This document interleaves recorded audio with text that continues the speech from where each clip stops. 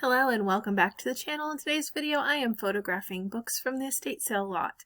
I'm also realizing that I have completely and totally kind of dropped the ball on eBay since August because my other job took precedent.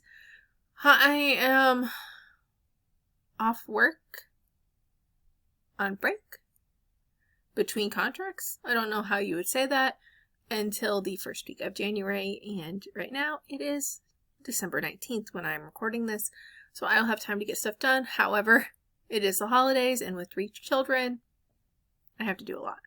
So, yes, I'm off, but I'm going to be dealing with my kids. So we'll go from there. And I want to say this video is not a lot of commercial books. It is a lot of the personalized individual cookbooks from organizations. Some of them are not, some of them are, I guess, private label would be the best way to describe them. Some of them have the same recipes in them and they just put a different cover on them and you can put your organization's cover on them. Those tend not to have the names on the recipes, where this one has the, if they are personalized, truly personalized, they will have the names on the recipes. And some will say, like, you know, Barb worked in accounting for 17 years. This is Barb's pumpkin bread. Stuff like that. But the more private label, slappier stuff on there tends not to have that. Or they will just have, like, the first name. Like Pat or Amy. It's kind of like when you call a service center and everyone's name's John. So I'm wary of those, but I do like the ones that are like, or even give like a little backstory about the person whose recipe that was. Like, this is Joan's recipe and she added this because her husband really likes it. And I know I'm being sexist, but just like roll with the punches. See, this one didn't have the names on them. Usually the names would be right by the recipe title, or they'd be closer to the bottom of the recipe, but there are no names on here. So this is essentially a private label recipe. An organization put together a cookbook and then they let individual organizations put their names to it. So this is more of a private label, less of a actual recipe book that maybe a company has written. I had a lot of people asking me about these book weights in comments. Why do I use them when I don't need them? I will use them, especially on recipes, to just hide some of the writing. I know I won't get a copyright strike, but I really don't want people taking the pictures I've taken and using them, to do the recipe or whatever. So I will throw a book weight on the recipe. And I know, I'm like, but you're obstructing the view of the item to the buyer. Yes and no.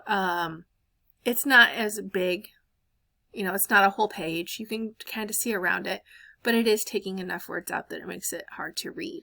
So that's why I will use a book weight, even if the pages don't need weighed down. Because of that, I've seen other sellers use the clear book placers, where it's like plexiglass in a very mild V shape, and they'll use that to help weigh books down.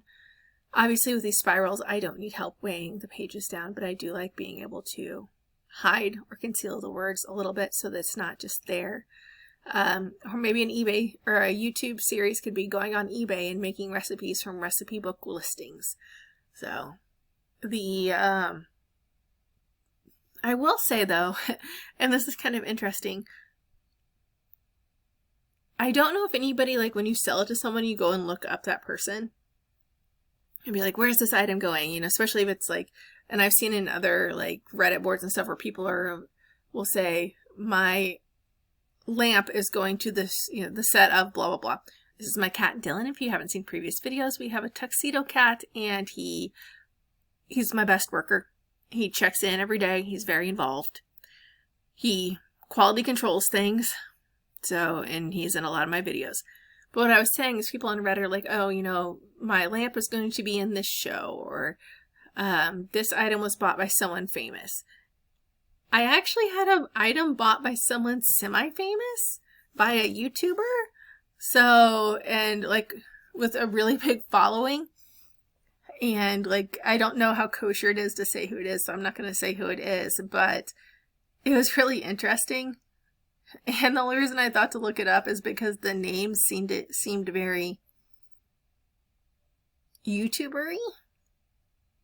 And I looked it up and I was like, wow, I'm right. That is a YouTuber. So, and what they bought for me is very on brand for their channel. So I'm like, hey, let's see. This book is different than the private label book.